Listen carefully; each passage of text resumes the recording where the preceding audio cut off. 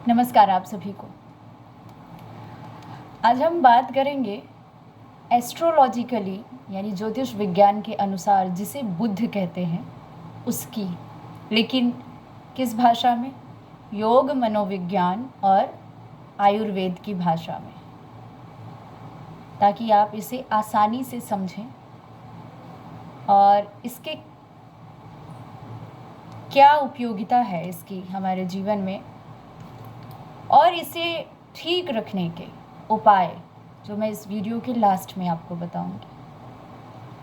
बुध शब्द से ही आपको पता चल रहा होगा, बुध मतलब बुद्धि।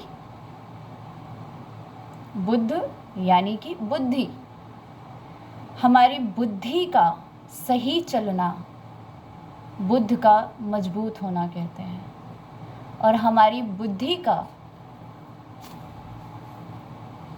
खराब होना, कमज़ोर होना,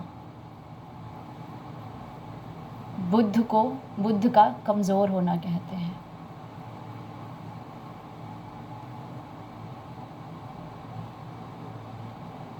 बुद्धि और ज्ञान में थोड़ा अंतर है, ये भी बात समझिएगा। ऐसा नहीं है कि बुद्धि सही चल रही है तो हम ज्ञानी बहुत हैं, ऐसा नहीं है।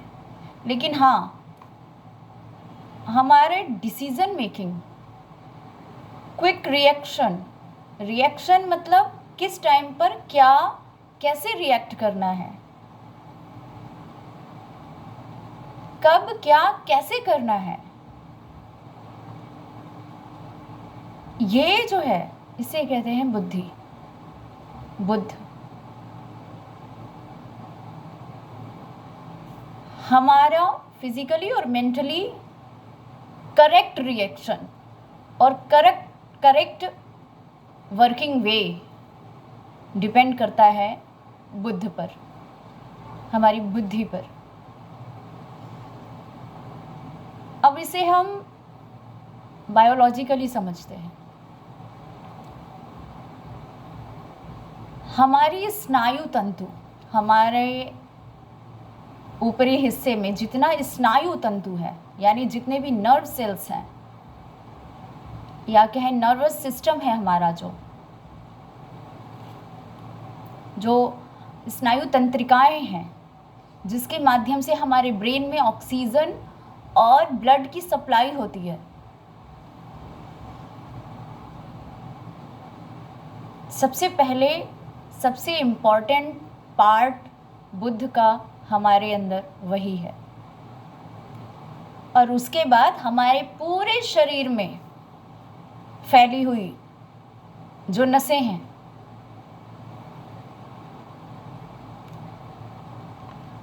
वो भी बुध ही है।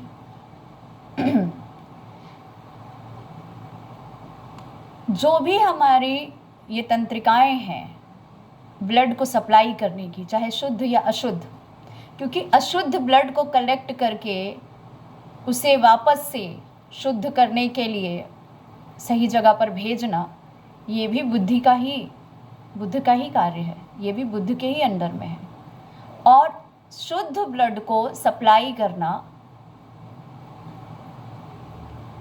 ये भी बुद्ध के ही अंडर में आता है, ये भी बुद्ध के अंदर में आता है। इसलिए बुद्ध हमारे बॉडी का बहुत इम्पोर्टेंट पार्ट है। हमारा स्वस्थ रहने में बुद्ध का सबसे बड़ा रोल है, या सबसे बड़ा नहीं लेकिन बहुत प्रमुख रोल है। ये कब बिगड़ जाता है? ये तभी बिगड़ता है जब हमारे इस नर्वस सिस्टम में या हमारे स्नायु तंतु में ब्लड और ऑक्सीजन का प्रॉपर सप्लाई नहीं हो पाता है। खून ज़रूरत से ज़्यादा गाढ़ा होने लगे तो भी आपका बुध गड़बड़ होता है। खून ज़रूरत से ज़्यादा पतला होने लगे तो भी बुद्धि यानी कि आपका बुध कमज़ोर होता है। यही खेल है बुद्ध का, यही है बुद्धि। हमारे विचार, हमारी इच्छाएं, हमारी कामनाएं, हमारी डिज़ायर हम क्या देखते हैं, क्या सुनते हैं, क्या पढ़ते हैं, क्या बोलते हैं, हमारी लाइफ स्टाइल, ये सारा कुछ हमारे बुद्ध यानी बुद्धि को प्रभावित करती है, अफेक्ट करती है। एक विचार भी अगर हमारे मन में, एक थॉट भी आया हमारे मन में, तो वो हमारे बुद्धि यानी हमारे बुद्ध को यानी हमारी नसों को प्रभावित करता है।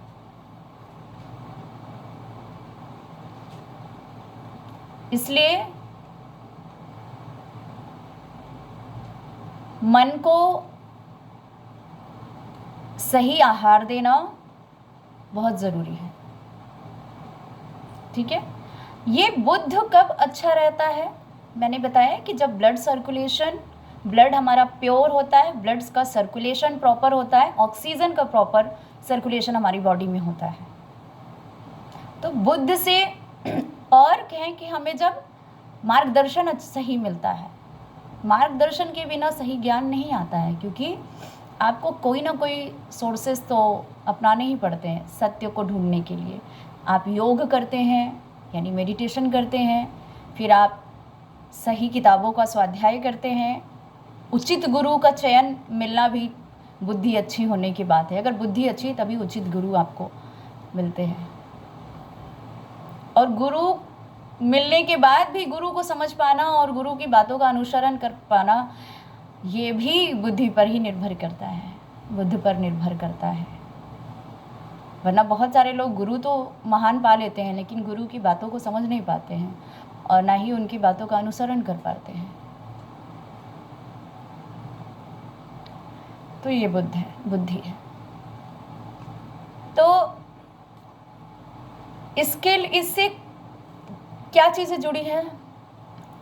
आप जो स्नायु तंतु हैं, हमारी जो नसें हैं, इनसे क्या क्या चीज़ें डायरेक्टली जुड़ी हैं? सबसे पहला रक्त धातु, ब्लड प्यूरिफिकेशन, प्योर्ड ब्लड या इम्प्योर्ड ब्लड का भी सही कंसिस्टेंसी के साथ अपनी जगह पर पहुंचना, ये सारी चीज़ें निर्भर करती हैं। तो कुल मिला के ब्लड चाहे अशुद्ध हो या शुद्ध हो, इससे जुड़ा है। दूसरा है हमारे स्नायु तंतु, जो मैंने कहा बुद्ध का सबसे इम्पॉर्टेंट और सबसे पहला भाग है। हमारा जो नर्वस सिस्टम है, ये इससे क्या सप्लाई होता है?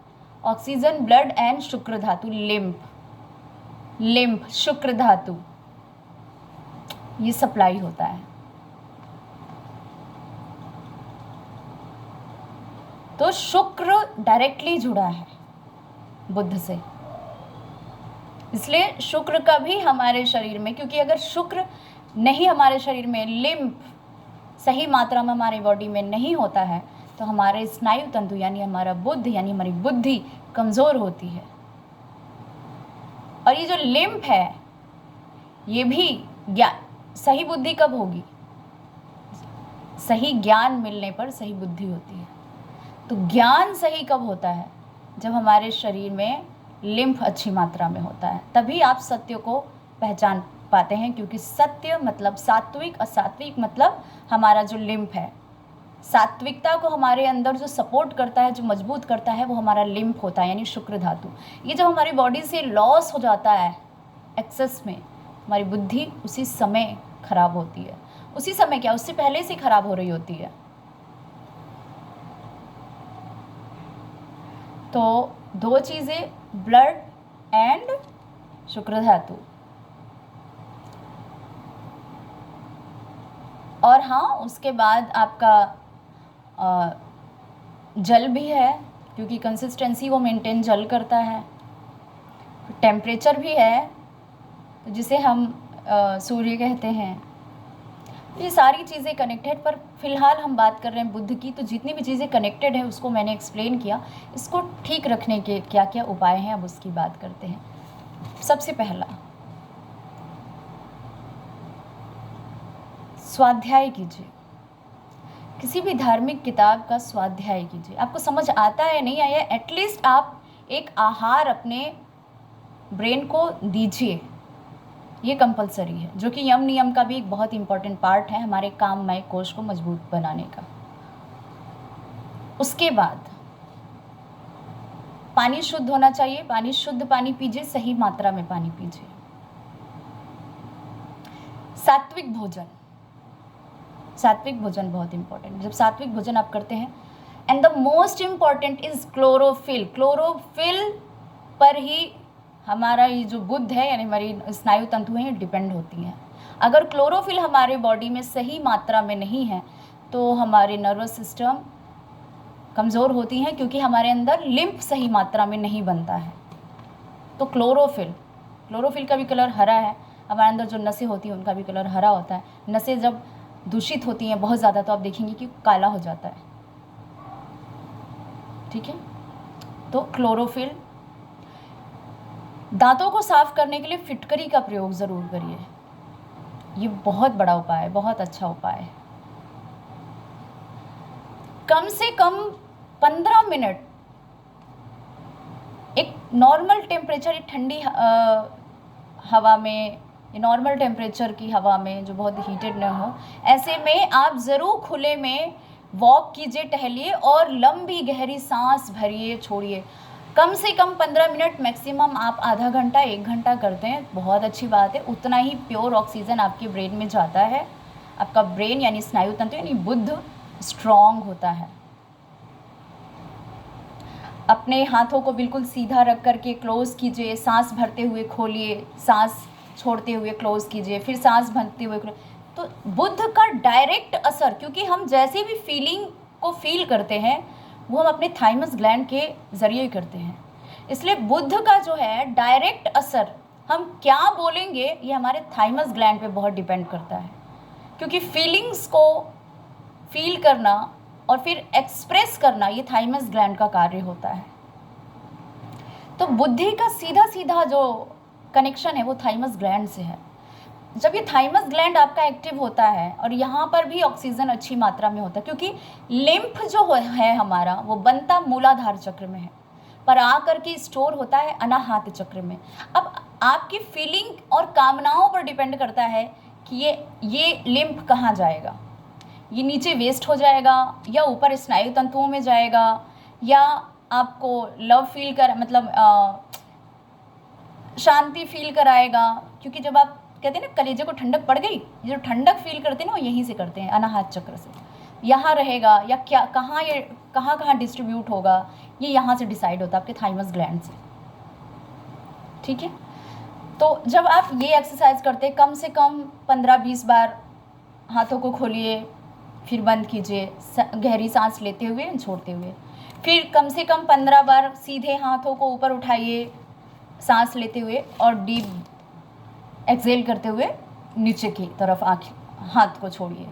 ये एक्सरसाइज इतनी असरदार है कि आप करेंगे तो आपको खुद रिजल्ट मिलेगा। मैंने अभी जितने भी उपाय बताए आपको, ये बुद्ध को मेंटेन करने का सबसे अच्छा तरीका है। क्लोरोफिल, डीप ब्रीथ इन, इनहेल एक्सहेल, फिटकरी से दांत साफ करना, सही मात्रा में पानी पीना एंड स्वाध्याय करना, सही चीज़ों को देखना।